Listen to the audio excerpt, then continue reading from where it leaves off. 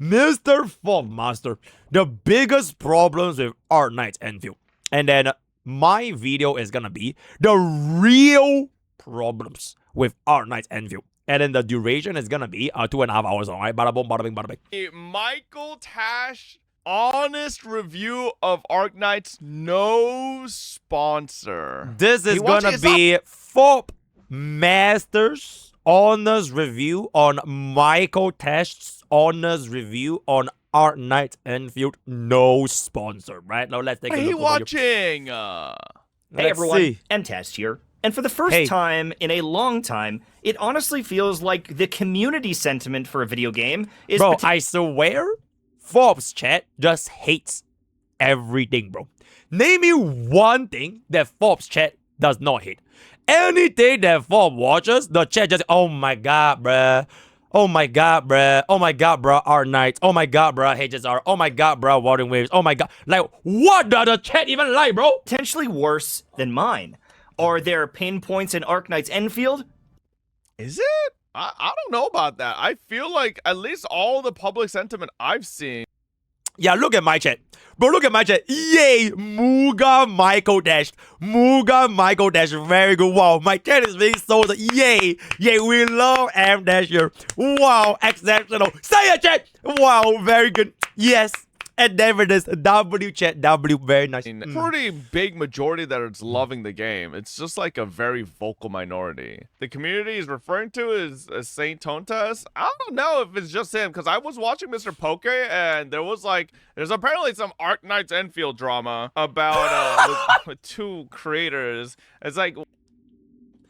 Okay, allow me to introduce myself, right? Okay, so now that Fob Master is gonna take this to mainstream YouTube, allow me to introduce myself, right? As Mr. He name dropped me, by the way.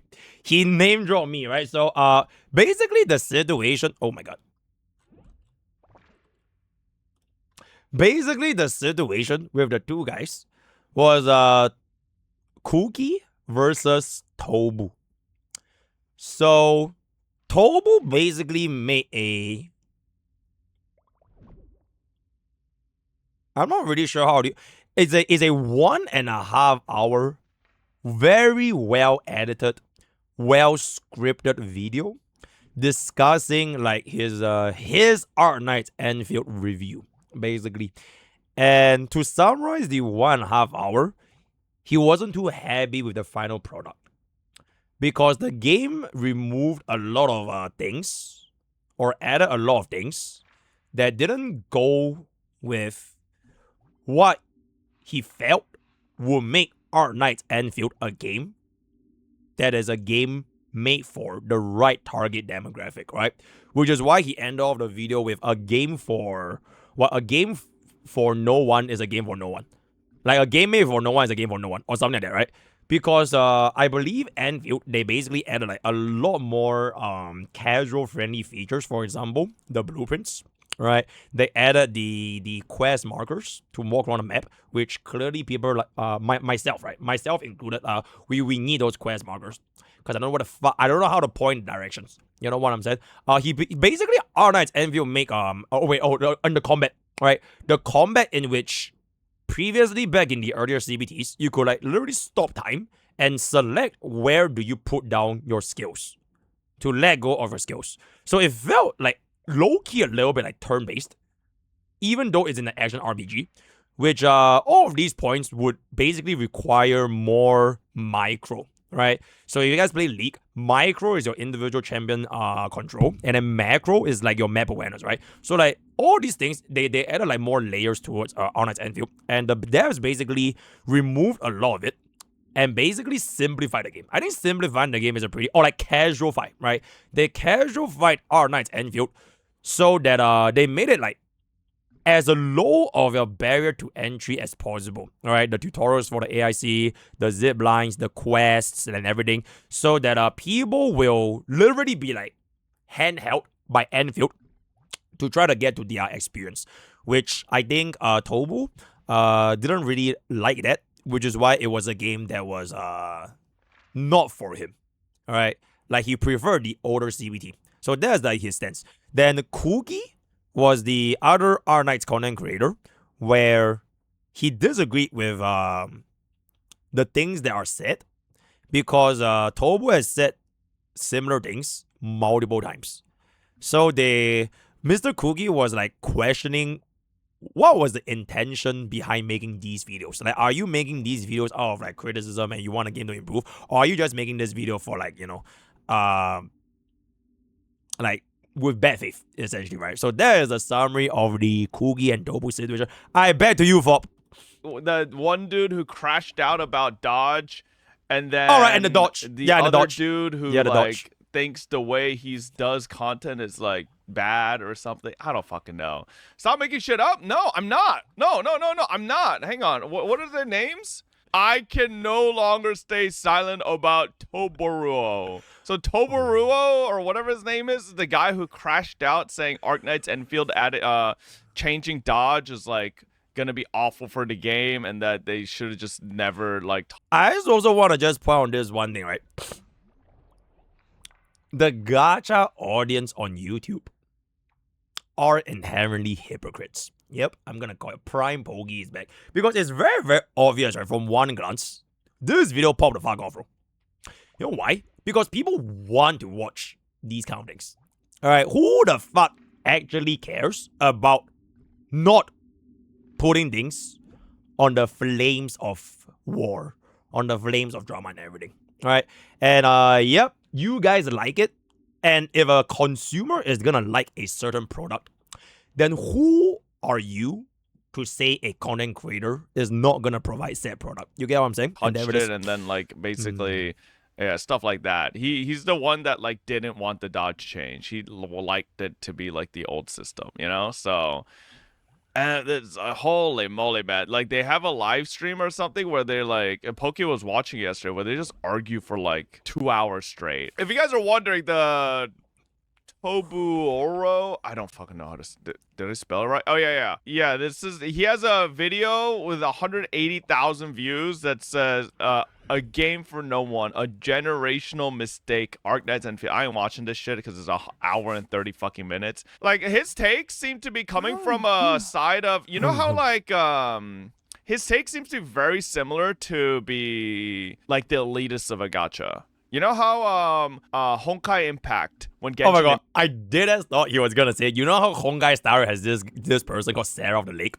bro. I legit don't thought was gonna say Sarah of the Lake. Yo, say on niggas always say coming out like there was a lot of Honkai Impact players that when Genshin Impact was having that collab with Honkai Impact, they were like, oh my god, please no, like we don't want like something similar to that where he seems to be the type where like he has a very definitive idea on how he wants Arknights gameplay to be, not watered down like the slop mainstream games. He wants it to be like this interesting, super like constricting, like almost hard elite type of game, right? Not understanding that Hypergriff wants to make a mainstream game after Arknights, which is Arknights Endfield, and if they fucking do what Toboruo wants, it would not be a mainstream game because it would be super fucking niche. Which already is with the factory, but then he wants it to the combat to be even more niche, which is like, okay, so you want Hypergriff to just fucking fail, I guess, you know? Like, it makes no sense. Like, I get what he's saying in his points, right? It's nice okay, like imagine, right, if MiHoYo developed Honkai Star Rail, and you have the 0 cycle for the 3-star. Yep, you have to learn action value manipulation. You have to run eco formulas every 9 months. You have to run S5 DD. You have to get an E2 finals. You have to get you have to get 0 cycles in HR, and you have to get 80k points in pure vision, and you have to get 2 cycles and not. Then you will get a full clear because you technically can, right? And it's not even inaccessible. You just have to play the game, bro. Right, even free-to-play can do it. Bob can do it. So why can't you? You get what I'm saying? Yeah, you just have to do those things to manipulate your best possible knowledge within the game itself. So that's the. To want a game to stick to its roots and stick to that style, but you have to understand when you really want to break the mainstream, you have to kind of cater to that audience. Oh, there's right? a guy in like this Forbes is why. chat. If it's you look called at Baka PTR to wuwa, if you look at Honkai Impact to Genshin, if you look like all of these, they go from a very niche audience with like, you know, probably more degen looking characters, maybe a more restrictive combat style that's maybe not as simple, And then you look at their next game, it's like way more watered down, way less like risque looking characters, stuff like that. It has to cater to a wider audience. Yes, cater to the lowest IQ people on the planet. Yeah, but that's just business, you know? Like, unfortunately, that's how it works. If you want to create a second title from a niche base, you kind of have to cater to the masses, and that's how you succeed. And then from there, look at Hoyo. They did that. They made fucking billions of dollars. Now they're pumping out titles every fucking year, which is ridiculous. But you know, clearly the formula works. Look at Kuro from Nexus Anima. PGR to wuwa. Wuwa's making them fat bucks, and there's rumors of Kuro having multiple games, probably in the horizon as well. So that's probably what Griffline and Hypergriff want to do. So, yeah, but this will backfire since after the honeymoon, the combat isn't going to keep this game up. Yeah, no, I definitely think a lot of people are swept up by the honeymoon phase of Arknights Endfield. And a lot of it, I think, is the factory aspect, less so than the combat aspect. Because I think the factory, as it is right now, you will hit a point where you have nothing more to do. You're done. Basically, right. Okay, honestly, this particular point, right? I actually wanted to make, like, a separate video, but I haven't really finalized my thought, which is Arknights Endfield. It doesn't really feel like a live service game. It feels like those single playthrough games where once you finish up everything at the end of the story and you finish up AIC, they're legit is like just nothing to do. Which is a feeling that is like very strange, because combat is not the main focus of Endfield. Right, the main focus is mainly on the AIC. Maybe in the future when they add like combat events and endgame content, then like there will be more incentives to like keep playing the game. Because at this point, it's like, even if you could learn like, I don't know, like if you want to learn like the text for like quick swapping, you want to learn like animation cancels, yeah, who is better? Like, is Arknights better or is Endtao better? Right? Do you want to run physical with like Li Feng or like Pokke? Like none of it really matters, because like there's no content even use them on. Whereas like most people are like still basically figuring out the AIC, playing through Wuthering, and like just getting the feel of the game. So once you are already at this point, which is the pace in which content creators speedrun through the game, like myself, like a lot of content creators, that we basically just finished whole game in like 3 days, there's just nothing left to do. Not really the game's fault, because I don't think Arknights Endfield was intended to be beaten in like 3 days. It's probably be more like 2 to 3 weeks to finish up everything. It's just that we spam through everything. But this will be what the rotation for the game itself will look like once you're done with everything. So I won't complain that there's nothing to do, because I kind of brought it upon myself, right? It was my own will that I wanted to speed on the game, and I'll see what the game is about. So at this point, now that I quote-unquote beat the game, and there is just not much left to do anymore, there's Honkai Star Rail. Yippee! And we are gonna save HSR this Friday, right? So that can be done, has been done, right? And then once that point is reached, there's nothing else for you to really do besides min-max your characters, which that like really takes like what? Logging into the game for 10 minutes and then you're done. You're done. You know, so like until we get a combat endgame combat mode, like there isn't really anything to do. That's why I was talking about the fact that it feels a little weird that we are still quite a ways from the combat event. What the fuck is the I always lose this button. It's this Friday, right? What's the shit for the I think they made it this Friday or like this Saturday. Is it the same day as so it's like very weird that they decided to put the first combat event it's on 12th. All the way on February 12th. Chad, this is still almost 2 weeks away. And like, I don't know, man. Wait, really? Is that long away? Oh shit, I thought it's this week. Yo, Feb 12th is a bad time though. Bro, Feb 12th is a bad time. You know why? Because Feb 11 is a Yao Guang day, chat. Feb 11, we have our duty to Dawei, right? Dawei first. HSR first, right? So like, I don't think I'm gonna be able to finish up everything in HSR in like one single fucking day when Yao Guang drops. You got what I'm saying? So, bro, I don't even know if I have enough time to cook this up on Feb 12th, but we'll see. We'll try our best. No, I don't. 24-hour Sabaton for Arknights Endfield and HSR. I don't know if the people who have been hard degenning the game will have anything to do for the next week or week and a half. So. It's quite a whiles away. Now, I think if we're playing it Giga casually, I think this is a probably perfectly well-timed event, because Giga casuals will probably still be working on Factory next week as well. It should. Okay, like this is not a problem for the game itself if you are a casual. right? So like if I was which is why like I myself as a streamer, right, as a content creator, I wouldn't complain that, oh my god, this game sucks because there's nothing left to do, because it is a unrealistic pace to begin with. Whereas, like, if you are a jobber and you play this game in half an hour a day on stuff, this pacing is probably okay, considering the amount of time it actually takes you to learn AIC and the story at the same time. So I think it's not that especially bad. as long as they're not using Yeah, or blueprints. long way. Yeah, crazy. So it's a non-issue. So got it. Well, like these are issues that I'm saying, but like it's hard to tell like exactly if it's a bad thing or if it's just a player issue, as in like my issue, right? Am I, or like are some of us running into like a gate or a wall in terms of things to do because we are just fucking losers that play the game too much? Or is that the average player's experience? We don't fucking know, right? It most likely is that we're just fucking losers that play the game too much. that could be true. So I think as a sweat or tryhard, they have to be self-aware and realize Larry Judge, right? We are like almost 8 minutes into the video. He hasn't even opened the MTash video, by the way. That's how you know this video is going to be 2 hours long. Downtime of doing nothing, that is okay. Yeah. So I think part of me, that's why I don't really have a gripe right now, because part of me is self-aware that I have been playing this game non-stop. Like, I'm not even kidding, chat. Like, the reason I 100%. literally log 100%. in a different spot in Endfield after I log out every stream is because I'm fucking playing it for hours before I sleep, too. And there like, I just play this game nonstop. So, like, legitimately, I know I'm self-aware that I'm causing my own problem. Like, if I didn't do that and probably just played a couple hours a day, I probably have tons of stuff to still do, right? But because I'm playing so much, because the game is still really fucking addicting to play, I don't know why. I haven't done exploration in a game. Okay, for real, I myself personally am no longer that crazy. Yep. For the past, I think 2 days, I played more Earth than Endfield. I'm kind of already over it because I already finished everything, right? If I wanted to go and like explore all shit and I find like the Auroras and I find the chests, maybe I could, but I just don't really want to. And also, I kind of need to prepare for like the early access in all those thingamabobs, right? So I kind of really like.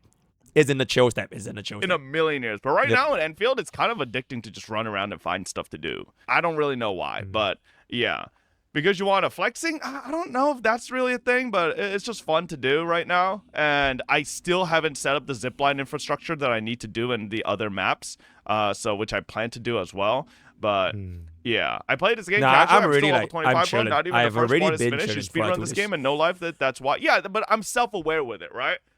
That's the thing. That's why I think a lot of people who are saying there's nothing to fucking do right now, they lack the self-awareness that's kind of what happens when you binge a live service gacha game that hard. Because live service gacha games kind of run out of shit to do really quick now. Enfield's even a worse case because most live service gacha games immediately come out with a combat game mode, right? Yeah, that's like fair. Wuthering Waves at TOA, Genshin at Abyss, right? It just immediately has you could just some type of there. endgame mode to do right away. Okay, I guess you could also try to go for this challenge where like you clear the 3 deep dives in like a certain amount of time. You get like a rainbow award.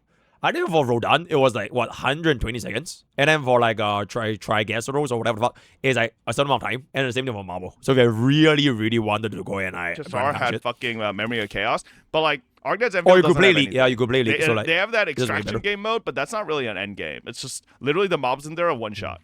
Like, they're like level 50 mobs in there. So, Endfield is a very very good, super casual type of fun, but it has a lot of things that will filter the mainstream audience. They probably want like the factory and gacha being horrendous, combat being etc. Yeah, but can you imagine if the combat was more like what Tobu wanted, like where the dodge didn't have the fucking time slow, and the dodge was just exactly what the old beta dodge was, which was literally just a fucking pixel perfect instant, like split second the dodge iframe.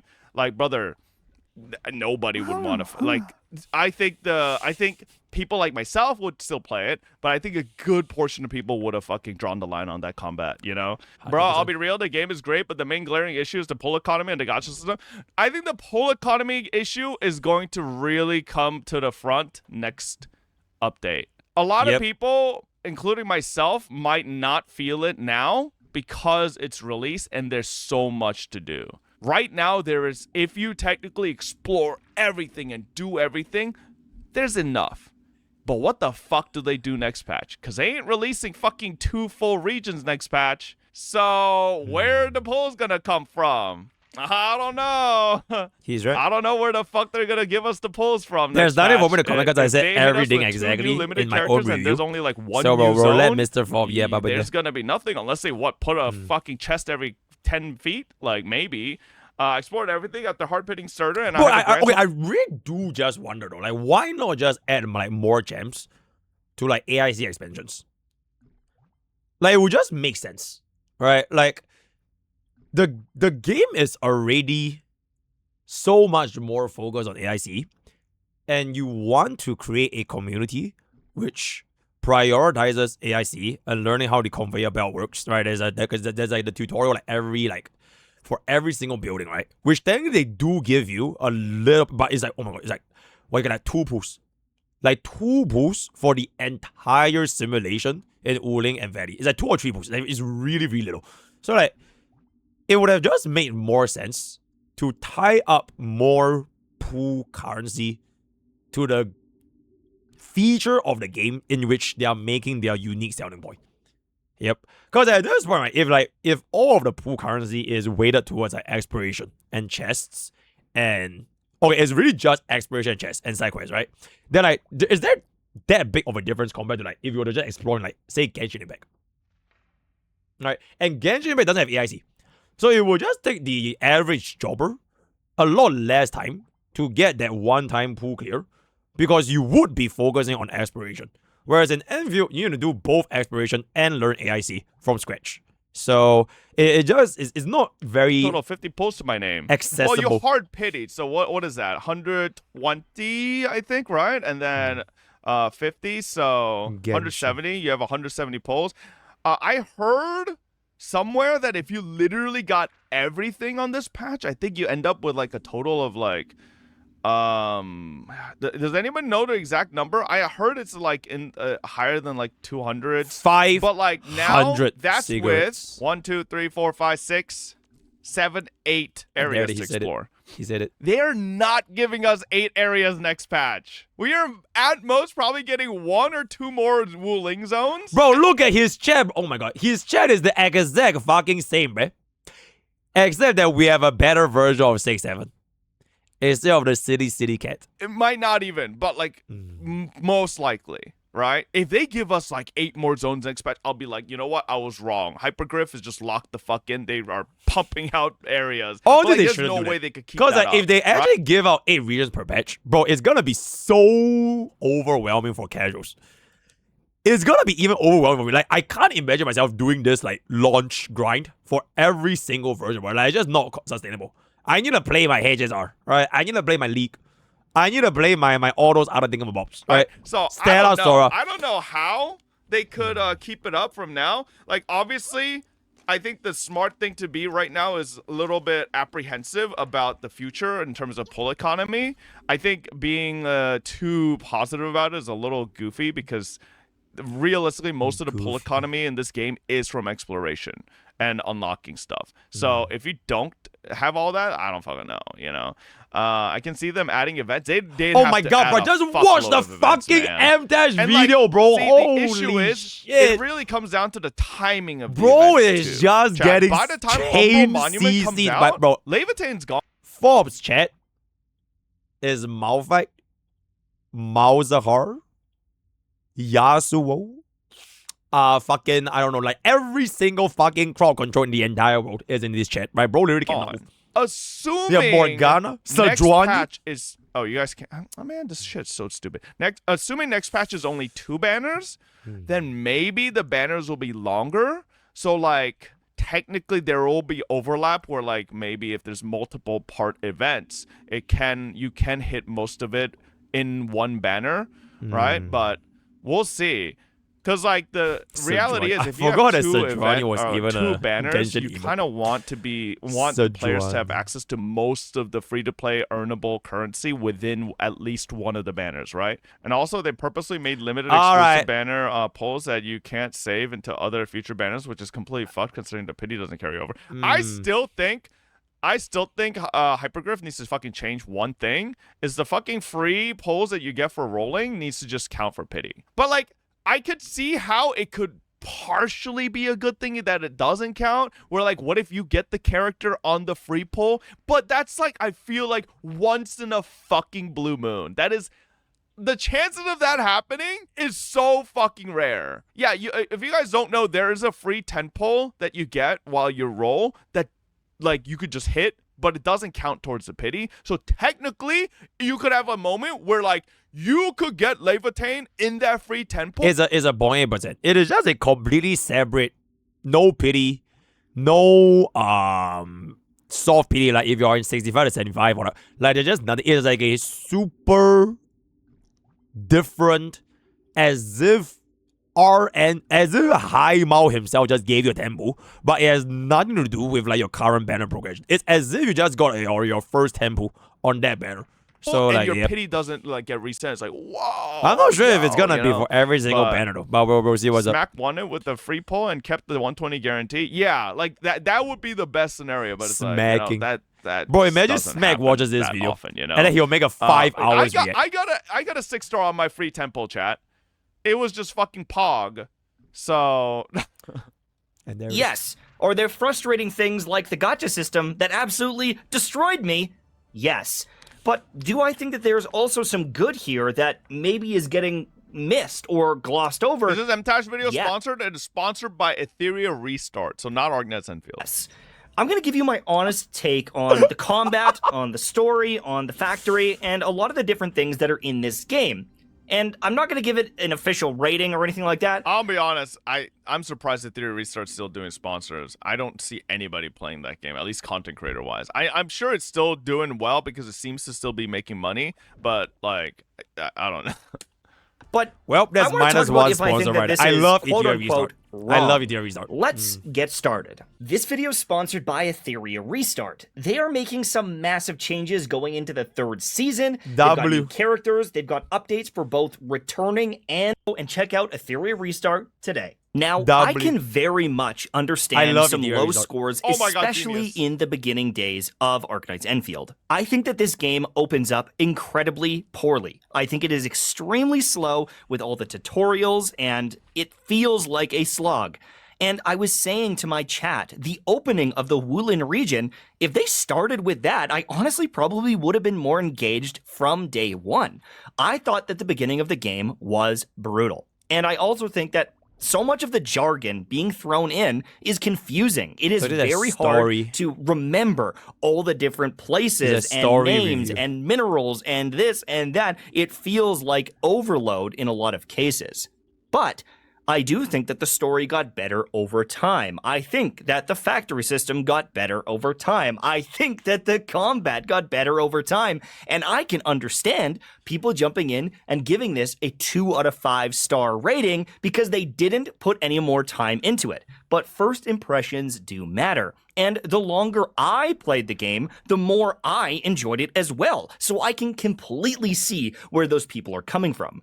There were many people that said I wouldn't get past the first 3 or 4 hours of this game, and they were right. It was painfully difficult for me in the early moments to enjoy myself, but I knew that I wanted to give this an honest effort, and if I didn't get to the point where I did, if I didn't level up my characters and fight some of these bosses, I really would have missed out on some good moments. Now, I'm not going to pretend that the combat system is amazing. I mean, did we all play the same game? I feel like the first couple hours of this game, I had a great time. I don't know. Honestly, do think that hyper grifter comment. Okay, me personally, as a hyper grifter myself, this video is not sponsored by the way. As a hyper grifter myself, there's this thing called a skip button. So I skipped everything, kind of. Yeah, I skipped through like 90% of the story. I skipped through as many of the tutorials as I could. But the thing is, when I skip, it's also because I already know what's going on, right? Because this is like my 3rd time playing the goddamn story already. All right, and I played through the AIC a little bit. So I was like really like trying to go through super fast. In fact, like on our very first day, we already hit level 21. To be fair, we were kind of like blazing through in terms of speed, right? So and I want to do it was okay. The thing is, right, the gap between early game to Wuling, technically on a unrelatable speed, you could get a winning in 2 days. Like I did, right? I streamed 20 hours of Arknights Endfield, and we got a winning in 2 days. So it's not that long, but like obviously, like most people would never do that, right? 99.99999% of the player base would never ever do that, right? They will take their time, they will learn the lore, right? They will listen to Perlica, right? Stroking their little, right? They will look at Chen, right? Being goofy. So like they will take their time to like absorb the environment and everything. But I don't give a fuck, bro, right? I just wanted to get in there to Wuthering and then see what else the game has to offer. So they want to do For deficit, it can. Now, I'm coming from the perspective of someone who has played multiple betas, so like, I guess I had a deeper understanding of the game okay, already. 4 is just copying. So me, like by the way. maybe I don't. I didn't even pre-watch this. 4 is just saying the exact same fucking things I'm saying, and I didn't even pre-watch this. So he went ahead into the future and he saw exactly what I'm saying. really see it from the POV of someone who's never played the game. Maybe someone who's coming in completely blind has a different experience. Feel a little bit boring and sloggy to fight some enemies, especially some of those shielded enemies. You They wailed feel right out the brutal gate, right? and are unfun. Yeah, and honestly, the wailing actually made my experience Alright, he wailed, chat, which makes him even more unrelatable. I did not spend a single fucking cent, bro. I played that shit like a true blue free-to-play, with all the resources that was available to me as a free-to-play. With regards to like new units, the cost required to invest in those units and everything in between. I was raising up my Ember, right? I was raising up Chen, right? I was raising up our data with my bro. I have like E2 our data as a free-to-play. I don't even know how. So very, very good. Because I got hit with two Pogs and a Li Fang. Oh. Yeah, actually, wailing made me more depressed. I think I see. was happier before I wailed. I To fight. However, when I started getting into some of the more advanced boss fights, I really enjoyed them. I had to dodge, and it felt way cooler. Not dodging! only was I getting more SP for dodging, the Dodging! honestly highly increased amount of attacks. These bosses were attacking 10 times more than the basic enemies. It felt like a completely different flow of combat, and I really liked that. And it's honestly a His shame that there admin isn't is more of those really, moments really to low. get you engaged and excited in the game. They open up the game with a big boss fight. I was pretty pumped up, and then things kind of got boring for a while. You know, the pacing of this maybe wasn't the best, but once we got to the end of the first region, really once wonder we started what pushing causes into the you to get second the region, slow-mo I when you really down did enjoy this, myself when I was playing the game. As for the Morirai, factory whatever the fuck it's called. systems, I think it's I'm not combo. going to pretend that I'm one of the people that enjoys this. I was someone that skipped all of this. I copied blueprints from day one because in the initial building process, When you skip I the did not have cutscene? fun. I didn't enjoy it. I found it kind of boring, honestly, and frustrating when I would click something and I'd accidentally turn it, or, you know, it didn't feel good. But once I got everything up and running and I could start using these resources to max out my other areas and build them and Lazy expand dog. them, I did. What the fuck? Is that a... Okay, I'm not gonna be an elitist, but is that a single line belt transforming Originium into Originium Cross? What the... Bro, that is some Chun level shit. Okay, but no, did don't enjoy elitism. that. And I I love think that casuals. for I love me, casuals. there's so much building. It is such a big part of the game. I don't think I would ever last on this game long term and love it and grind it and want to log in for another year, because I just feel like there's so Oh my much God, of this so many system of the things that are just they're going to clogged. have to keep Please, Bro, doing. Fourth is being an elitist right now. Fourth is literally, he is making fun of his base where he's just trying to be a happy man with his happy base, right? Look at Fob. Look at Fob's face. Editor, zoom in on Fob's face right now. That is the face of a man that laughs at the casuals. Just like Sarah of the Lake, you know what I'm saying? Future Shit. regions, and I don't want to do it again. I don't. Fix It's it. not enjoyable. I don't think that running the power to different areas. I don't enjoy this process at all. I think it is clunky. I find it boring. I do not find it satisfying. I know other people are trying to set up zip lines and I actually think the factory building aspect of this game is not clunky at all. And like the laying of the zip lines and shit, I feel like it's pretty well done. The only thing that could make the experience better is if you could fucking double jump, so you could True. reach whatever points you want. But like, They should just remove stamina cost, not gonna lie. Like, what the fuck is the point of stamina? Like, only keep the stamina in combat. Right? Like, why do I need to manage my stamina in exploration, bro? When like this game is about AIC. Like, if I want to dash around in the road, like just let me dash, bro. Right? So let's just do that. You know. And they like that. But for me, this is not a selling feature that would keep me engaged. But I also knew it was part of the game. And from what I can tell, there's quite a bit here. But when I see the reviews of other people, they kind of dunk on it for being basic. It's not Factorio. It's not satisfactory. It's just kind of this building mechanic that maybe isn't the deepest thing ever. Yeah, I don't think it's deep. In comparison to other factory Does games, Fob even this play is Factorio? very, very straightforward. That's Does why Fob actually play? But like again, I'm coming from the POV as someone who has played factory games, Oh, and that's why I I was guess so. very confused why so many people thought it was so hard. I see. Because I think this factory system is like extremely straightforward. Ooh, Like so basically, he's an elitist. It's extremely. it is straightforward, very, very shallow. Like there's not that much depth to it. Like there's only so much you can really even do. Right, you're hard gated by resources because in a lot of factory games you can expand how many resources you get to like honestly infinity if you wanted to, right? But in this game you're hard gated by that, and because you're hard gated by that, there's an exact fucking point in which you cannot go any further. So No, it's fine. Once I could get everything up and running with the help of others, I enjoyed the rewards of it and being able to I have instantly over 3K build hours on Factorio, and Field Factory is so easy it kind of makes the people complaining about difficulty look stupid as fuck. Well, again, chat, this goes back to the idea that like we are just degen sweaty gamers, right? Including myself. We Like, are the the average people elites. playing this game are not. We like are the us, right? elites Like, of Arknights listen, Endfield. I think As one like united this nation, tweet, even that we I will posted last kill night, the like getting fuck to this in-game. amount of views and likes is like the amount of people that just didn't realize like character order on similar trigger combos matters is like surprise. And then the amount of We, people that the don't even know what the citizens fuck of Pokke elites. does. I swear there's a ton of people in the replies here. They're just like, what does I just using Perlica because she seems to do big damage. What does she? They don't even know what electrification is. Like, I don't fucking know. Like, I mean, it's my God. man, brother.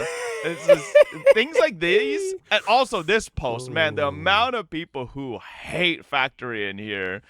Or just my God, like Devs said, like, listen. they're too dumb, so they just Devs been using I saw blueprints Devs or, listen. like Devs shit like listen that, mentioned. or, like it's like it definitely made me realize that the average people playing Arknights Endfield right now are like one way behind most of us playing the game right here. I think most people that are watching Twitch actively and playing games are usually more on like the tryhard side, right, sweaty side than the average player. So He's not wrong. like. I think the average players are like much further behind, The Who cares average player is like a Firefly main that doesn't run Dahlia and Fuke and stick with HMZ and run Mei, and then they pull for Lingsha. Yeah, that's the average player. They right? don't I think know that is everything. a lot No, of that's not the point, right? I'm saying this was like good, I guess a good revelation as to like where the average player is at, right? I'm not saying it's like a bad thing. It's like it's like a wake-up call to me as to like around about where everybody is at, whereas like before this, I thought people were a little bit more progressed. I thought generally the average person was like having an easier time with Factory because I didn't think it was that deep. But now I'm like, average player equals Twitter user. Motherfucker, what should I do? Send out a fucking census out to people's mail to their fucking homes and fucking do a goddamn like survey? Like, what are you saying? Like, what can I do? Like, obviously Twitter is one of the easiest things I have access to. Like, what do you think I am? The government? Yep. I can't do that, so I gotta use what I have at my Send him a disposal. letter. All right. Mail-in ballots are not allowed. Oh, okay. my characters and kind of max out their It gear. sounded you were making fun because they didn't know what each character specializes in. No, it was more like, oh, that's just what the average is, right? That's why I keep saying that's what I casuals need to are become more like. self-aware as The the fact that I am a smelly degen loser that has been casuals. playing this game too much, Oh, my right? God. And then the average player is much more casual than that. So. Yeah, like basically they're dog shit. But for me, This one is just I'm the not something that's fourth going to keep my translator. attention. If I look at the overall exploration of the world, See, By the like, way, I'm not even an elitist, by the way. I'm not even elitist. I fully cater my content to the casuals, for the casuals, by the casuals. Which is why I even play on my free-to-play account more than our account. Bro, I literally grind on my free-to-play account because I want to have the casual experience. Right? And like all the things that I make on my Pokke, it is like guides for casuals. It's like as simplified as fucking possible. So a W, MrPokke. every time MTash says that, I want to just ask him, what does keep your attention? And then this is where MTash goes, my children, my family, my wife. And I'm like, oh my God, stop making video games. Or video game videos, you know? that the world was decent to explore, but I don't like the exploration in these games, period. And I don't think that it is this game's fault. I think that it is Genshin Impact's fault, Honkai Star Rail's fault, Wuthering Wave's Genshin. fault. I don't think they did Honkai. anything wrong here, but Wuwa. I find the chest finding, see. the crystal farming, I find this see. all so boring and mundane. Honestly, what should actually happen in Arknights Endfield is that basically we are gonna have like a 1v1 mid lane. So we're gonna go from like our relay tower over here, and then there's like my other relay tower. And then we just go all in, and we just do it out 1v1. No sums, no pots, or one item. And then whoever wins gets 500 chests. And then you clear out the entire version. So if you lose this match, you challenge the next player, and then so on and so forth, right? And absolutely. Like they're trying to pad out the game and trying to fill in this world, and I don't find it fun. I don't find it engaging, and the thought Tebow of is here. going Think to about it, 3 find more months. mushrooms so I can ascend my characters I thought he is said Tebow. borderline depressing. It tilts me because I just want to use my new weapon. I just want to max it out. I just want to do that, and I think that this is a fine world to explore. I just don't have the urge to explore it. And I Depressing. think that, again, that might be just a Genshin Impact fatigue gave me thing depression, on these gacha open world games, not necessarily on this, because All right, so on that point, I'm someone that has played every single one of these games MTash has mentioned, just like him, and I did hit open world fatigue. In terms of, like, you guys know in the other games, I fucking just stopped doing exploration, right? I stopped caring. But I don't know. Something in Enfield made me fucking grind. Like, I'm grinding open world exploration like crazy. Like, I'm literally checking every fucking corner. Again, I don't know why. So, like, Hypergrift. you know, a honeymoon phase, 100%. But, I'm trying to think. Did I go, like, super hard? I guess I went super hard on exploration on wuwa as well in the beginning. Maybe it is just honeymoon phase. Yeah. Maybe. No. I did that for wuwa as well.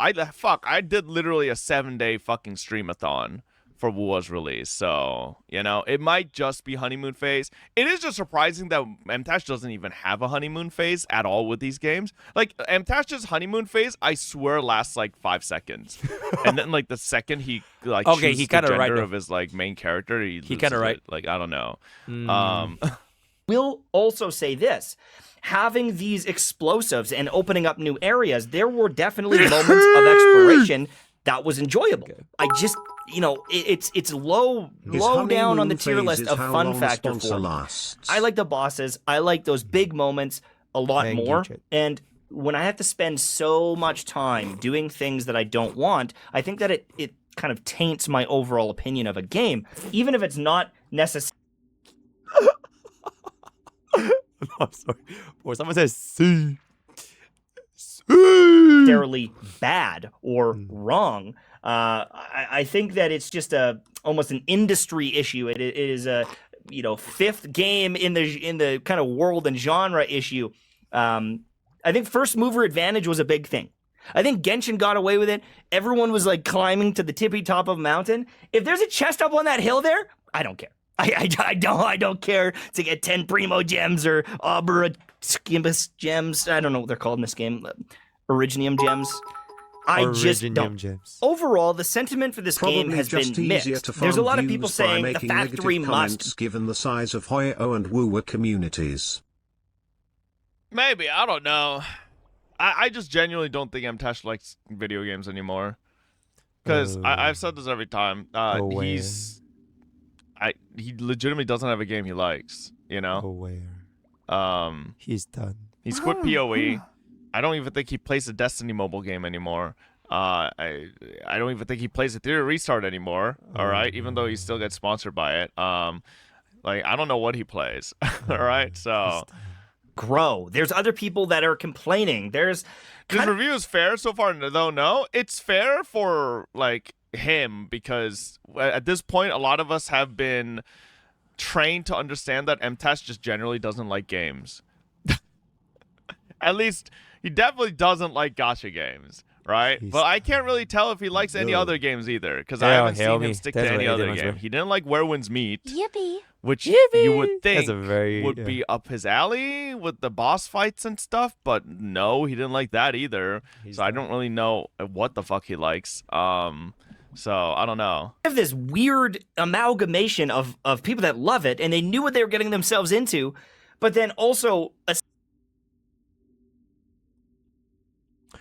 essentially haters that, you know, they're jumping into this game that has factories that they don't want, exploration that they don't want, and seemingly this just isn't a game that they want to play. And I can understand I am viewed as a player like that sometimes. Well, why are you playing if you don't like the game? And I completely understand that side of it.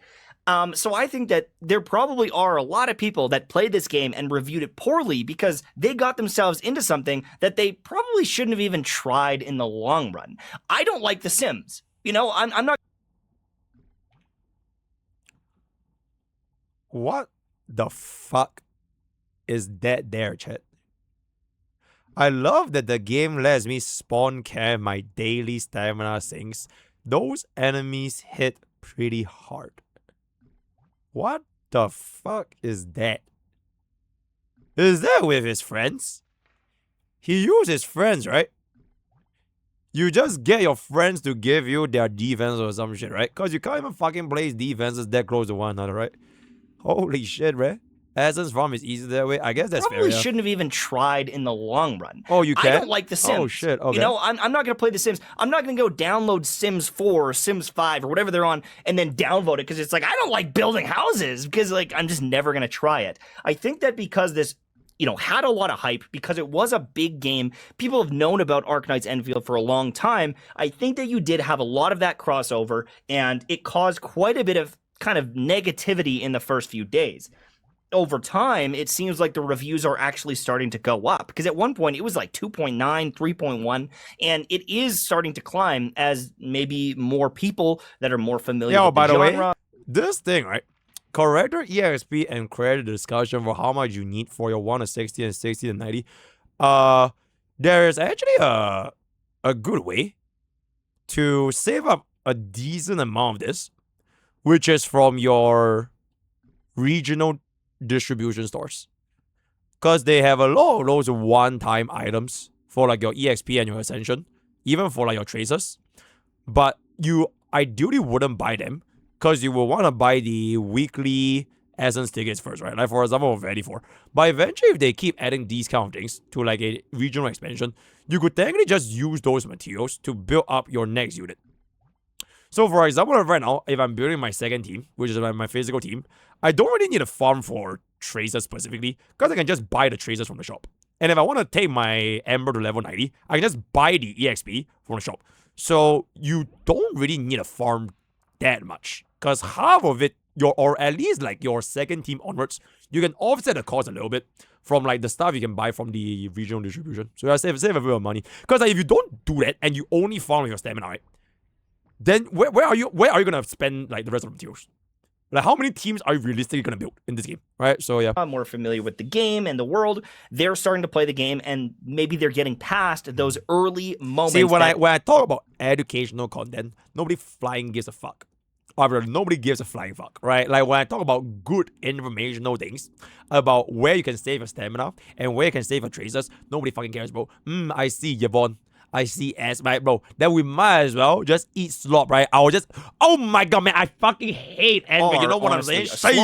To see some of those better moments. So I can see that happening. Man, I can understand that fuck flow. it. As for the gacha, I had a bad experience. I lost a lot of 50-50s. I missed the weapon banner 5 different times without getting the banner weapon.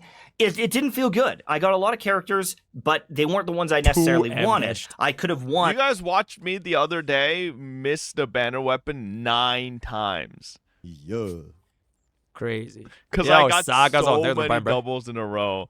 I just got double after double after double, and none of them were Ardelia's weapon. You're so good.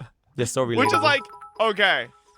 Now, I got a ton of doubles, so I should accept that being lucky is good, right? That was great. But, oh, man. Can you imagine? I have no idea how FOP talks over the TTS. I think my mind would actually explode. Like, if for example, my chat TTSs right now, I will give it 110% of my attention. Yep, bro is If those 9 were spread through 9 fucking, and just you know, makes like, YouTube videos I don't know. because they need the money. It will at least be something different and keep this cycle fresh. Well, no, this is my journey in discovering if MTash ever actually enjoys a game. So, listen. Hey, come on, man. Like, I've been on this train, okay? I feel like we're almost there. Surely, okay? Like, one of these days, he will find the game that he likes. Like, we've been on this train for a year. MTash will like League of Legends. You don't have to raise a character. I mean, technically you raise them from levels when you fight creeps. You don't have to deal with the gacha system. You don't have to deal with the time gate. You don't have to deal with exploration. And the only thing you deal with are your dog shit teammate 50-50s to see if you get like a real animal or like a real players. You know what I'm saying? Years now. The video of him losing the weapon banner. Nah, bro, I feel like he will like YouTube Shorts and I legitimately like landscape is booming.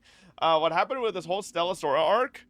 On his stream, he was doom posting it, but then on his YouTube video, he like had a more positive take. So I don't really know.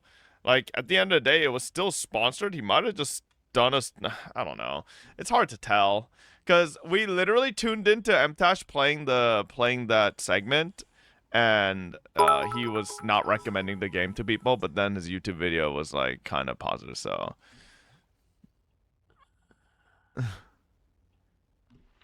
Gacha community defends games so fucking hard it is crazy. Any critique you make? Wuthering Wave and Ohio share the same system, games and retard communities.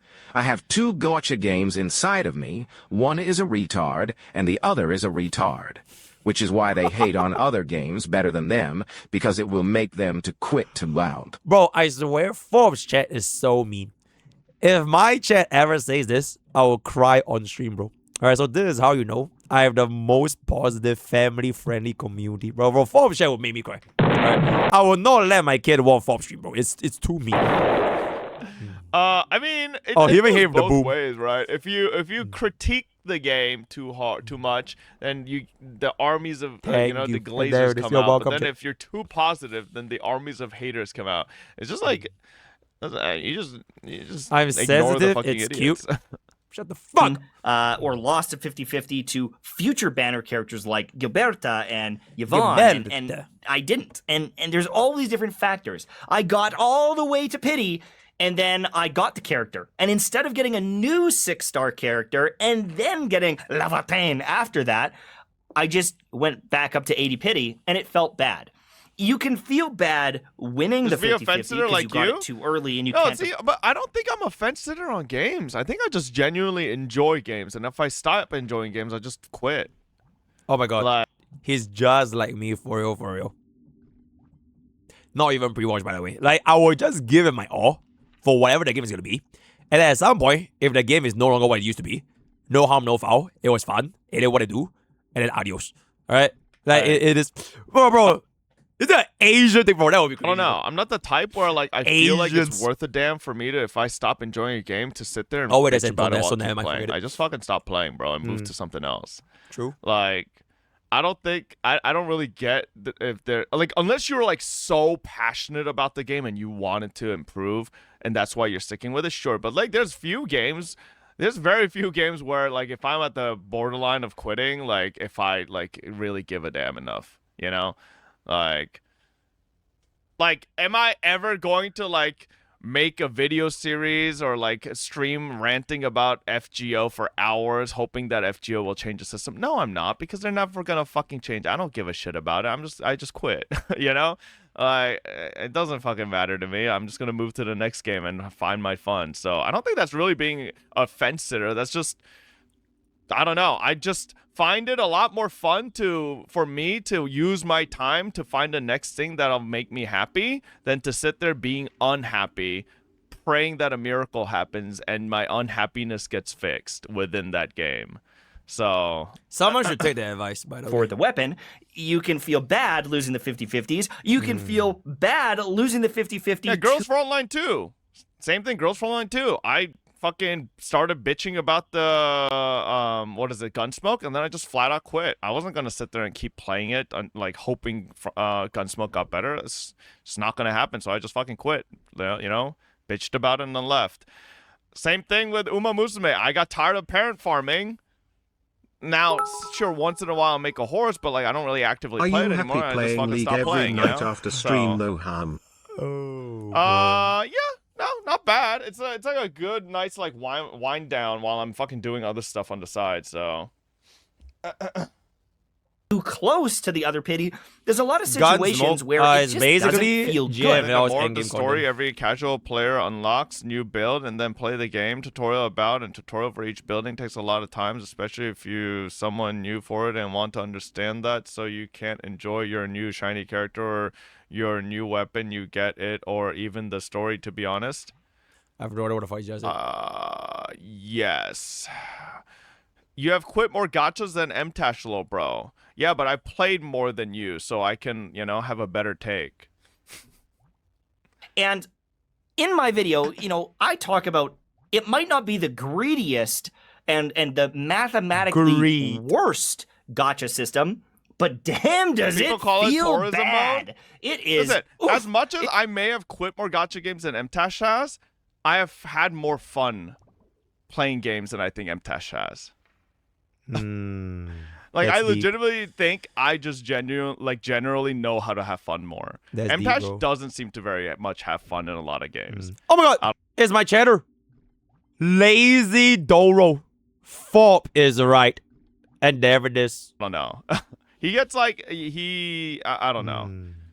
it is brutal. Maybe it's just like YouTuber mode, and he's like thinking of like YouTube video ideas, and that makes him think of like certain things that he can make a video content off of. And I'm not really thinking about that. I'm just thinking of enjoying the game, and maybe that's the discrepancy, but I don't really know.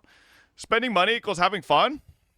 A lot of people will tell you spending money is fun in life. Saint, like, I don't know what you're saying. Like, huh? It is What are you the saying? saint, by the way. Yeah. It is the saint. It's him. Spending money equals fun. Whale equals fun. And there it is. Yes, a lot of And people there it do is. think spending their money that they've earned is fun. Yeah, like what? What are you trying to say? That makes no sense. Huh? In my opinion, and losing. Now, if we're talking about spending money on taxes to give to the government, obviously that's not fun. But if I'm spending money on something I enjoy, then that means I'm having fun. For some reason felt like it was ramped up, maybe because of the 25-75 on the weapon banner or whatever it is. I didn't like that feeling, and I think that agree with any Mtash game here, that has right? gacha. Like, for anybody that's talking about this like gacha part, like, I agree with Mtash. The gacha feel like any gacha, I think, where you can fucking just lose multiple 50-50s and there's no carryover pity, it feels like shit, right? So like, I agree with him. The feeling sucks, especially when, you know, like it kind of, and to be fair, it feels worse for him because he had the experience where he got Levitain like 10 rolls before the fucking 120 pity. So like, it would have been optimal for him there if he just lost it to like fucking Gilberta or Yvonne or anything else, right? But instead he got Levitain, so he lost the 120 pity, right? Like, there's a theoretical world where he would have lost that 50-50, 10 pulls before the guarantee, gotten like something else. Okay, but the thing with this feeling, right, is like, it logically just doesn't make sense. Because like, if you just simply swap.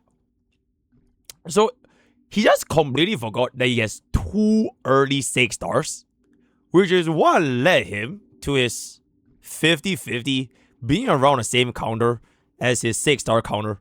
Like we had the little notepad, right? Wait, where's my notepad? We had the little notepad. Is it this one? Hold up. Wait, give me a sec. Yeah, there we go.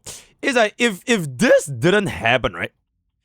And like he only got a single 6-star and he lost a 50-50 at like 70 pulls, that means his PD counter towards 120 would have been like what? 750? Yeah, it would have been 50, right? If he got a 6-star at 70 pulls and only one 6-star at 70 pulls, then in the next 50 pulls, he wouldn't even have hit his 6-star PD, and then he would have gotten levitating, which ironically would make him feel more fun or like feel less bad. But because he completely ignored the fact that he got 2 early 6-stars, it's like, oh man, bro, this feeling sucks. Which I guess to their own rights is like it makes sense because like if you don't want to care about the standard 6-stars, then like it just feels bad. And then gotten levitating as well, but like. You know, so like the gacha does feel really stinky sometimes. Like it kind of makes you feel like ass. And it is just instantly going. To be fair, his account became stacked in that one pity as it was. True, he did get a lot of fucking 6-stars. But I'll say this, chat.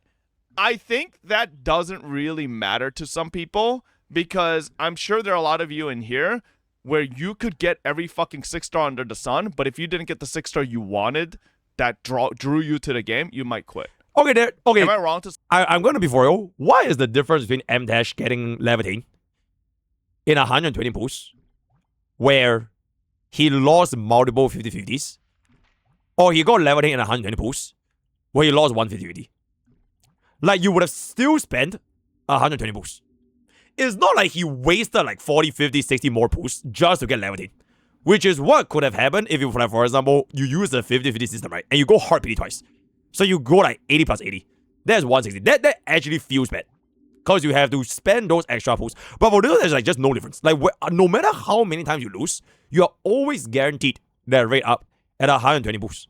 So like, I just don't really see this whole thing being like, oh my god, it's worse. Because you are getting the exact same thing. It's just that the game gives you more 6-stars than if someone just didn't get those 6-stars. Because you're getting the same thing. Say that I feel like a lot of people have a specific target that they really want that made them play the game. If you don't get it, it doesn't matter. Yeah, it's like that feeling of you wanting to not lose your spark by losing your 50-50 again to another 6-star it is the feeling of greed, right? Like you are greedy for that one more 6-star right before the pity so that you can get another 6-star that is not levitating after you already got 2 more 6-stars before that.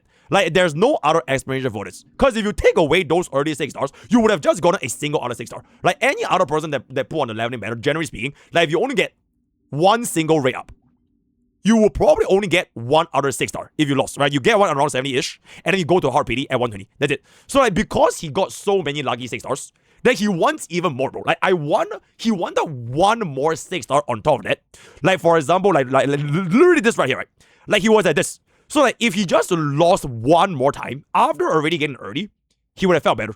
But it's just that he didn't, and he took this as the feeling of the entire gacha, and just disregarded the fact that you are gonna be able to get multiple 6-stars early on, even though at the end of the day you are still spending 120 pulls. You are spending the exact same number of pulls for levitating. It is just whether or not you wanted those at 0 6-stars, which is a gacha game, right? Sometimes you get it, sometimes you don't. So and then what to do? Other fucking standard character or every other character, you're not interested, you know? So like at the same time, I could see how in M-Tash's position, it could still feel ass. Doesn't matter if he got 4 or 3 or 4 or 6 stars, right? The fact that none of them were something that interested him, right, it could still feel bad. Funnily, how Dragon Ball Legends finally added a pity for the highest level characters, but if you get that character before you hit the pity, you cannot claim it anymore. What the fuck? I can't believe Fob is watching not one but two Mtashed at the same time on stream. This guy really loves Mtashed, isn't he? Gaga. Whoa! Maybe he should try playing the next big game in his own time as a normal player, not a content creator, to see if he's actually capable of enjoying gaming. Well, I think MTash said in the previous like life video update he had where like he was playing some games off stream, right? And just enjoying it. So I think he does have stuff, but it's just like games that he doesn't want to make content off of. What game? I think it was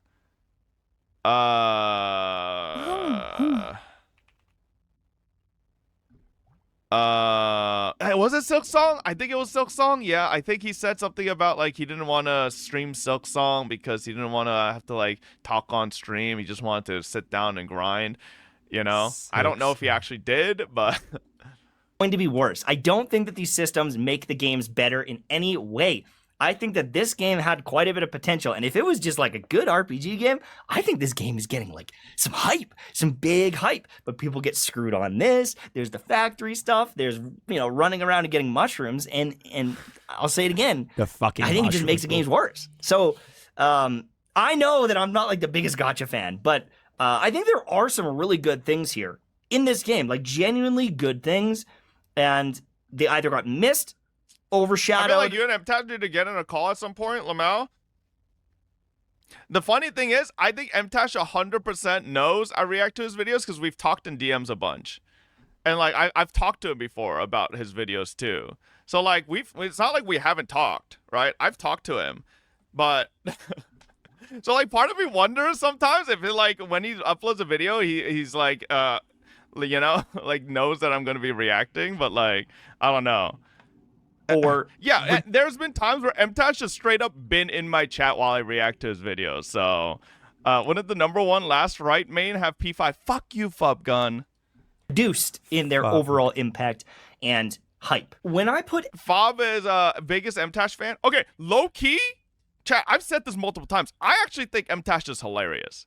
I don't know if he means to be hilarious. The way his videos like pan out in terms of sequential order and takes sometimes, it gets really funny. You know, like one of my favorite parts was the Stella Sora incident where he fucking absolutely dunked on Stella Sora and then they sponsored him to fucking retry the game. I'm like, what is happening? The fuck is this shit? And then the absolute hilarity after we reacted to that video, and then I tuned into MTash's VOD on stream, and then immediately one of the chatters, because he got sponsored to retry the game on stream, and then I tuned into that VOD, and then someone came into his chat and said, "Hi, MTash, would you recommend this game to me?" He's like, "No, don't do it, man." I'm like, wait, what? Bro, this is like your first 2 hours of trying the game again after they asked you to try it. Like, that shit is fucking comedy, bro. Like, I don't know. That's what I'm saying. I think MTash is fucking hilarious. Like, it's a different level of comedy where I don't think he's doing it on purpose, but it's like, it's there, you know? So, I don't know, man. I still think his content's funny. You're a fucking fan, bro? Hey. Don't be mad. Literally said, don't even bother. Yeah, but like, that's hilarious, dude. That's why I think MTash is a funny guy. Like, call back to his Klee trilogy back in Genshin. You know, like, bro, that was one of the funniest shit in like the Genshin content creator space back then. That was fucking hilarious. But anyways, everything together. I enjoyed playing this game. But there is one thing that is in the back of my mind. Do I want to keep playing? Do I care what the third region is? Do I care what the next banner character is? The third region probably would have been Japan, but now it's going to be like with the FOMO and the events and logging in daily so that I can use my energy. And at the current state of the game, the answer is not really. For whatever reason, even though I very much enjoyed playing this game and put in more hours than I think a lot of people expected, I don't have this addiction or urge to really keep grinding. I may play a little bit more, but as the days have continued on, beyond day 5 and 6, I just haven't really had the urge to play. And I'm actually behind a little bit right now because I have not been... You can just kind of just say the same thing for like every game, no? like a lot of like the games, because you don't even have that initial excitement to play them in the first place, right? Whether is it like Stella Sora, where winds meet, right? Other gacha games, Arknights Endfield, it's kind of like the same and sentiments. I think that's okay. I think you're allowed to play a game and enjoy it for as long as you can, and you shouldn't have to get married to these gacha games to be called a fan or to play them. I don't think you have to log in for a year. Oh my god, finally, bro. And MrPokke was like awakening to this as well yesterday. Bro, it's about time some of these other gacha streamers realize tourism is just fine. Okay? Like, you can tour multiple places. Bro, I've been a tourist since the last year, bro. What is even say? I already know how good gacha tourism is. I've been touring like 5 games non-stop on repeat for like 2025, bro.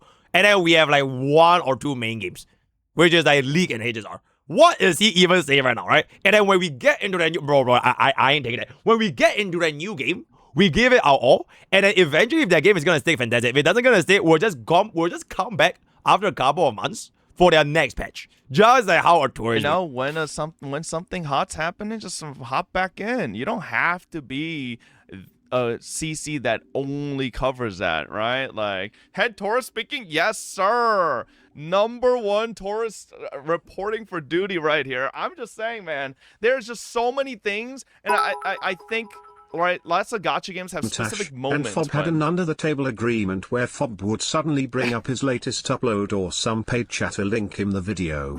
Then he criticized his video on stream. That, in turn, made chat want to hate watch and leave nasty comments on the video, but little did they know, it only boosted the views pondering dokes. Well, to be fair, most of MTash videos, before we react, whenever we check the comment section, it's already a wasteland. But, like, I think it is really true for gacha games that a lot of their biggest peaks of interest or like their most fun moments are at beginning of certain patches, you know? So like, there's no reason for you to stick around and play every single day of every patch as a content creator all the way till like the last days of it, you know? Like, you could just hit up the newest banner, hit up the newest patch update. Maybe there's some fun events, hit that shit up, finish it. Okay, I will say one thing though, as a tourist, this is a perspective as a tourist, right? One thing, right, is that if you are a tourist for that game, eventually you will not find the same level of expectations as you would as compared when you tour the same place. I think what I'm trying to say is, for example, right, if I toured a game for the first time as a tourist, it will feel fun. It's like if you go to Japan for the first time, right? If you go to Korea for the first time, if you go to like any country for the first time, right? It's pretty fun, right? But if you go to the same place every other like 6 weeks or like 2 months, and they maybe add something a little bit new. They add a new character. They change the endgame a little bit. But eventually that tourism mode will also wear off. So it's not just a thing where like if you main that game, you will get burned out. And if you're a tourist, you won't burn out. I feel like even as a tourist, you will also burn out. To the point where you don't want to go anymore. Because although you might not even give the game that much attention, but eventually like, what's the point of going there and seeing the same thing over and over and over and over again? Like with minor changes here and there. You know what I'm saying? But like what gets me sticking is more in-depth understanding of like what they actually have to offer. Like they made me want to like learn more things. You get what I'm saying? So like if I were to, let's just say, right, Uma Musume. I think Uma Musume is a pretty good tourist game. Because you kind of just grind for your parents and your ace runs. And then you have that one single race, you slam it, and then bada boom, bada bing. Everything else, you do it behind the scenes, it doesn't matter. Then just get it over and done with. So, another good tourist game. Okay, I would say I low-key have been kind of like chilling on like every other gacha game for a long time. And like if you take away like the aspects from like the story, right? If you take away the aspects of the end game, then what's left in the game is just not that much. Like, I don't really have that big of an instant. Like, I don't really want to pull Sena. She may or may not be meta, but I don't really think I need Sena. because we have like our Yasag and everything else, right? So if I don't put Sana, then it is what it is. I don't really have a need to feel like I want to put Morye or like AMF, because like I am at the end of the day just a tourist. So whether or not I get those units, it's starting to like lose its like I lose my desire for pulling for these things. And at the end of the day, playing a Gacha game is like you play a Gacha game for units, right? Okay, maybe not just for units, but like the number one business model for all Gacha games is to sell units. That's how they earn money. Right, it's usually from units. Sometimes they add a whale pack here and there, spend event, but like mostly you make money in a Gacha game by selling units. So if you are gonna be a tourist and you get to the point where like you're not even interested in the units anymore and what they have to offer, then that's where like the tourism will kind of like also fade out, and it will happen to players whether or not they're tourists or they're like a main game. That is kind of my two cents. I don't want to do. Yeah, this will never happen for League of Legends though. So very nice. Not just try it once or twice and then move to the next one. Like you don't really have. And there's also like nothing wrong with the game as well, right? The game could be completely fine. The game could be fun. The game could be good, bad. Like it doesn't really matter. But if you yourself as an individual, right, as a consumer, is that how many times do you want to eat steak on the same day or like on the same year? How many times do you want to eat like fried rice or like noodles? Like at some point you'll just sit down and eat, and like you just don't really want it anymore. And then you'll think to yourself, okay, do I really want this next time? And then like if there's nothing else you wanna keep trying, then so be it. It's not like the food tastes bad or whatever. You enjoy eating those food.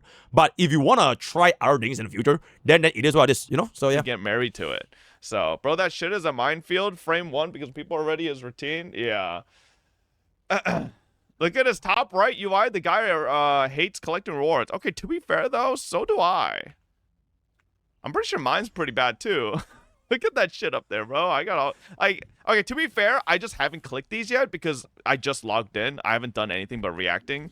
But yeah, you guys know my other gachas. I'm usually pretty bad about fucking getting rid of the marks.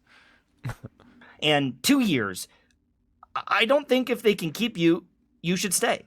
And a lot of these games, I think, need better core loops long term if they want to authority keep level. Me I'm halfway and to 54. Make me stay. I know that once this map is fully explored, there's nothing really else to do. When I run out of quests, there isn't any long-term loops that are good.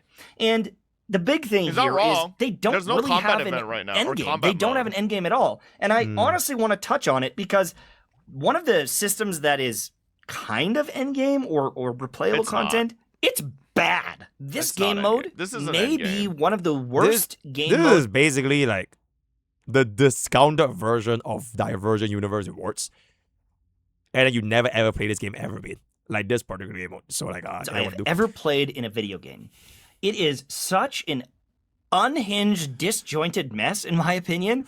I cannot recommend this to anyone. I did not like this mode is like it's a bit of a roguelike. The mobs are all like fucking level 50, and it's like goofy. They're pretty much one-shottable, and like it kind of revolves around exploring the area within time frames, and then unlocking areas, and then moving forward, and then collecting loot that you specifically need to hand in for the missions. And it's like, it's not that fun. It's kind of whatever. Not the biggest fan of it. That's why I haven't done it since the tutorial. So Same. Bit of an evolving story as you progress through this zone. Calling it extraction but is for a the most mockery. part, technically it is an extraction because you loot stuff within a time and then it fucking extracts you out of it. So by the strictest definition, it is an extraction. Yeah, the mobs here are very, very squishy. They are a joke. So do a little task, come out, go in, do a little task, come out, and eventually you're going to start opening up different areas. But for the most part, with the kind of sanity system that they've got in it, you can only do so much exploration before you're booted out. And with the kind of inventory management that they have, as you pick up items, you're going to run out of inventory space. And you can expand on this, all right? There is stuff that you can expand on this, but it is so painfully boring. I can't. I don't want to progress. I don't even want to touch this anymore. I think that this is a terrible system. It was so unengaging that I fell asleep midstream. No, not actually, but it was one of the things where I realized I just don't know. I just don't know if I'm going to love this game long term, because if this is one of the game modes that they are offering, they've missed the mark, and it doesn't put a ton of confidence in me long term. I think there's some good stuff in Arknights Endfield, but I do not think that this is an amazing game. I do not think that this is something that's going to honestly last very long for many people. Oh, I don't think that it has the staying power as some of the other games. But you can also look at games like Wuthering Waves that continue to improve on itself and has carved out a nice spot in this niche. I think that Arknights Endfield needs a lot of work, and I think it needs more content. It felt like it was very quick to get through a lot of the content that was available. And while I did enjoy my time with the game, I was almost never blown away. It was one of these games where I just felt whelmed the whole time. It was like a 6 or 6.5 out of 10. Oh my god, of course if it goes you're not taking like a 7.0 is a bad game. You know what I'm saying? Like if we're looking at the grand scheme of things, if we're looking at the worst game ever is like Gollum Middle Earth is like a 0 or 1 out of 10. This is aeons better than that. But is it amazing? No. And, you know, I always critique gacha games because, again, I think that gacha games, they ruin themselves being gacha games. Even though Wuthering Waves and Genshin Impact, I know everyone might not like them all. Okay, you know this thing. Gacha games ruin themselves for being gacha games when gacha games could have been so much more. It's what the consumers want to. You can like take this exact same game, and if you were to apply it to the business model as like, for example, those like single purchase, right? Like if you buy like single song, whatever the fuck it's gonna be, it's like the devs know that the consumers are crippling gambling addictions. It's the year 26. And because people know that the core bars, they know how much money people will spend to swipe on gacha games, they will deliver a product, they will provide a bottom line. And it sounds like, oh my god, the core bar Shogun game, but it really is just like very, very simple supply and demand. If a company knows how much potential this industry is going to bring, like why would I sell a single game for $60 when I can sell a Pokke stream and lost? Yeah, so thank you so much for the 7 months. You like why sell a game for $60 when I can sell a pack for $100 for 50 pools? Like the math just doesn't add up. And like you don't even need everybody to buy it. You just need a couple of whales in there here and there, right? Maybe like a million people buys like a monthly pass. You would have been like set for like a long ass time. That's why live service games are so popular, and that's why gacha games are so popular. And like, it is not even like saying like the system is good. It's bad, right? It's predatory. It's gambling on your FOMO. You are literally like gambling on like the online slot machines. But there's still a reason why this industry is so fucking successful, because they know that's what people want, right? It's like, it reminds me a little bit of like the people, y'all gacha communities, right? Y'all watching this video right now, y'all can pretend to say, oh my god, I hate drama. Let's not talk about it. Let's skateboard. But at the end of the day, though, like people are just capable in real life, right? People, you are just fucking capable, bro. Like, whatever people argue on the fucking street, you'll be like, oh my god, bro, what's going on? I want to see, I want to look.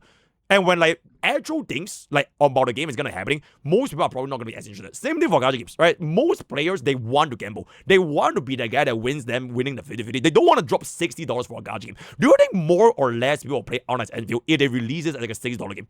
I would dare say way, way, way lesser people will play Arknights Endfield.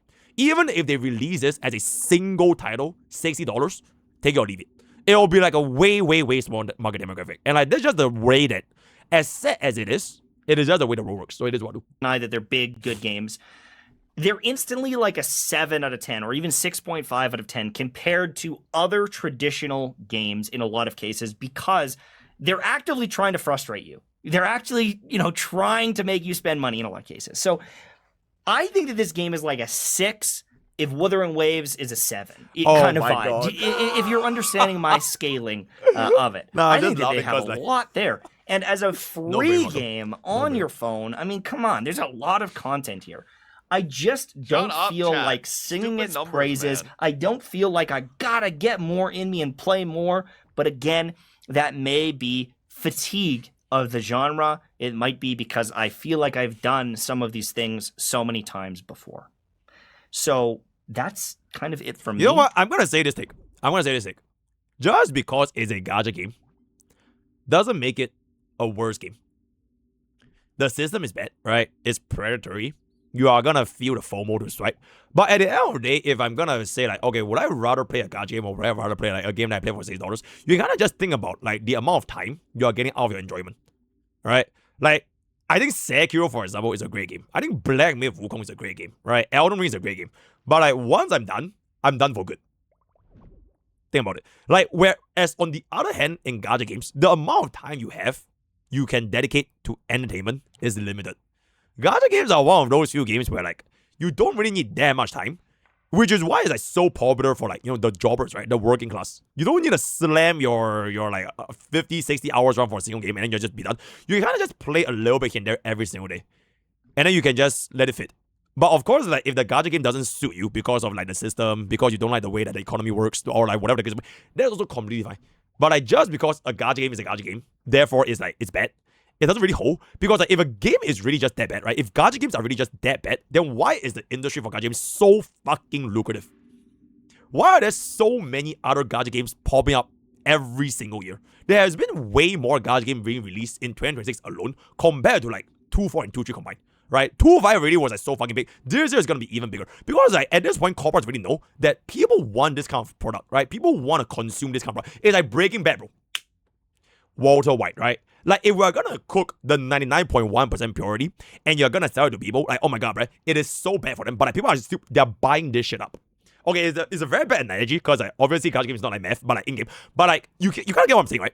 So just because it is a gacha game doesn't mean that it is the worst thing ever and like, people should abolish this system.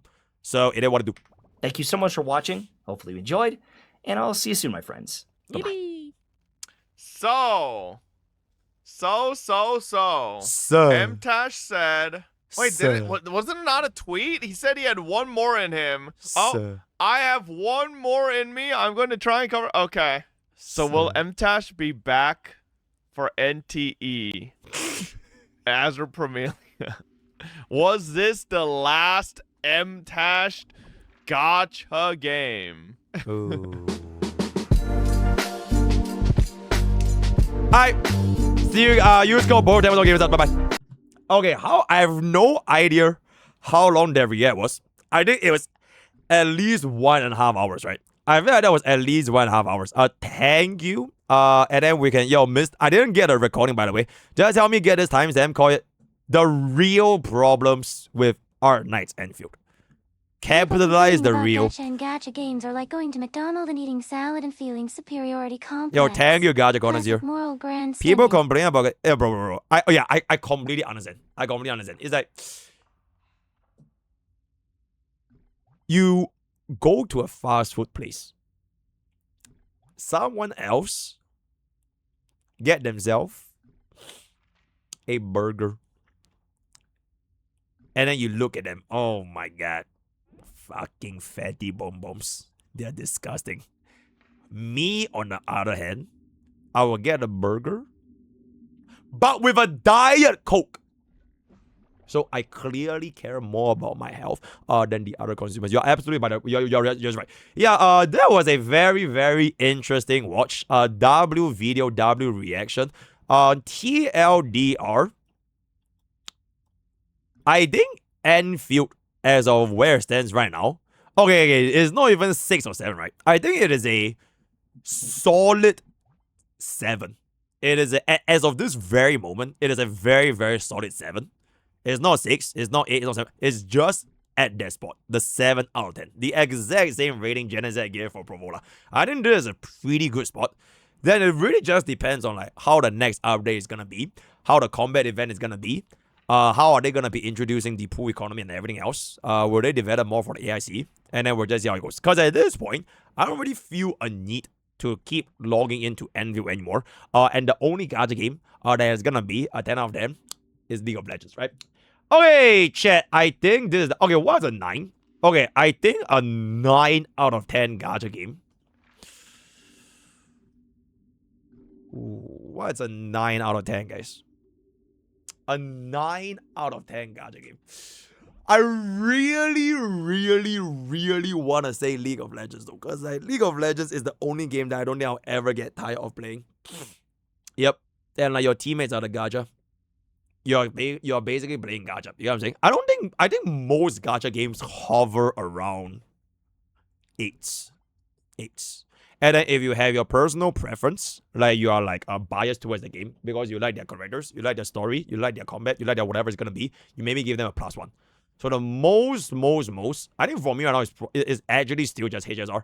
I think HSR is a decent-ish 8 out of 10. And then because of my personal bias, I'll give it a 9. But realistically, it's like 8 out of 10 game. Because the best part about HSR for me as a player, bro, it's EOS, bro. It's an EOS game. It's a game that could just do nothing for 8 weeks and still bring in $8 million in mobile. And then the pacing for the game, it fits my schedule very, very well. So like, it allows me to do the swap back between different things. So when there's a big bang, it's just like, oh my god, yippee! Because I am pretty invested in like Yao Guang. I'm invested in the lore and the story, which is why it is my personal bias. Like I'm way more invested in HSR stories and their characters than any other gacha game. So that's it. Also, I like the turn-based thing. I like the turn-based system. I like the energy. I like all the kind of stuff as compared to all those other things. So if you're 8 out of 10 and then your personal preference is 1 for like Genshin Impact, Wuthering Waves, and 0, I think that's also fine. Most gacha games can't really break through the neutral 8 though. There's like the neutral 8 and then there's like the biased +1, right? I probably think the great like if Star Savior fixes their shit, we'll see how they cook. Because Star Savior is looking really, at least from my playing JP. But nowadays, it's like, I'm not really too sure anymore. Yeah, HSR is still top 21. Don't even worry about it. I wonder how 4.0 is going to do though. Because Yao Guang is going to be 2011, right? But I'm a little bit scared for Yao Guang. Because like, it's just one banner. And I feel like the HSR audience has been trained to not pull for X.0 units. Especially the first ever unit. You get what I'm saying? Like, I think HSR players just don't like, oh my god, Yao Guang, first unit of the version, bro is power grab in 2 weeks. I'm not gonna pull her. And then just end up nobody pulls for Yao Guang in Emphorius, or they're all just saying for Sparksy. So I think Jen actually might not even be that crazy. Feb might, no, not Feb. Yeah, Feb might not be that crazy, but March might be pretty crazy because March is gonna be double banner. It's gonna be Sparksy plus whatever the banner is gonna be. Yeah, and then April is gonna be the anniversary, so we'll see what's up. Can't not pull for her because it's kinda interesting. Yao Guang isn't I mean, who knows? Nobody knows, right? There will be a spending event. I love spending events. If HSR didn't have stamina, I'll be farming 24/7 daily. Okay, Arknights is a 9.5 out of 10, but Endfield is only a 7. Okay, yep, that's very fair. Spending events. They will make 5 spending events. Yao Guang will sell well because people has been abstaining for 8 weeks after Dahlia. They could just abstain for 3 weeks more to pull Sparksy. And I think Sparksy just has more aura compared to Yao Guang. Like, if you look at like drip marketing and like the overall fan sentiments in the community, you'll be like, oh wow, way more people talk about Sparksy than Yao Guang. So I wouldn't be surprised if people just want to say their pools, specifically just support. Also, on top of that, because people saved up so much pools, right? Like, I'm guessing you guys haven't been pooling in HSR for like, bro, I think almost 2 months. Assuming you skip Sunday at Glea. Assuming you skip break. Alright, you probably have put nothing for 2 months. So you will have like a shit ton of pools. Which means that 4.0 patch, you don't really need to spend purely just from your savings. And then when people get baited by the waifu stuff, right? Like, oh my god, I want to pull Sparksy, I want to pull Yao Guang, right? They get baited and they want to pull. Oh my god. Then they reveal 4.1, 4.2, right? They reveal the tribbies. They reveal the characteristics, right? They reveal the higher scene, right? And then they hit you with a negative Kara cancel spending event. Ooh. I feel like that is the HSR spending formula, right? They have like a period of low, because like think about it, almost the same thing happened for version 3, right? Like, who really needed Fuke for version 2 unless you play Super Break? Who really needed Sunday unless you played Jingyuan back then? Okay, maybe you pre-pulled Sunday for Aglea. And then you pre-pulled Sunday for thinking that Sunday might work with Kazris, which unfortunately he doesn't, right? But like, most people don't really pull like towards the end of the banner. And then the first point X, because you didn't really pull, you have more pulls for like D-Herda and Aglea. So if you actually pulled for D-Herda, you would have went to 3.1 with nothing. So I think like a very similar thing will probably happen over here. They plan it's like a wave. Like the banner life cycle for any gacha game, right? It's always a wave. The wave is basically the player's income versus the gacha banner expenditure. So they need to have like a couple of banners to reduce their income, because the lower their income, then the higher the expenditure, right? They need something to absorb the blow first to bait out their pools. It's like if the red is in front of the hole, right? How do you catch the red? You can't just immediately catch the red by forcing the mouse trap towards the red, right? You need to put a cheese. There needs to be a cheese in front of the mouse trap for the red to come out and have the cheese first. And then when they actually bite, spending event, flagship, world or girlfriend, Lord, right? That's the actual mouse trap, right? Then the cheese is like the point X units, right? I think that's a very, very good analogy. Yo, help me clip that, by the way. There's an excellent clip by MrPokke. HS, did you know in Honkai Star Rail, the psychology of a gacha gamer? Thank you. What must the gacha game do to break 8 out of 10? Made me addicted to it, to the point where I don't even want to play League of Legends. Which is technically what Arknights Endfield did for me. I actually did not play League for like a long ass time. That the entire time for Endfield, I did not want to play League. But now, unfortunately, the feeling has kind of gone away. So, what I do. Yeah, what I do. Like, permanently made me quit League of Legends. Then he can replace my 9 out of 10, which is League of Legends. I think units that avoid hundreds of them make more money than waifus. It is not they make more money than waifus. They try to make them your waifus.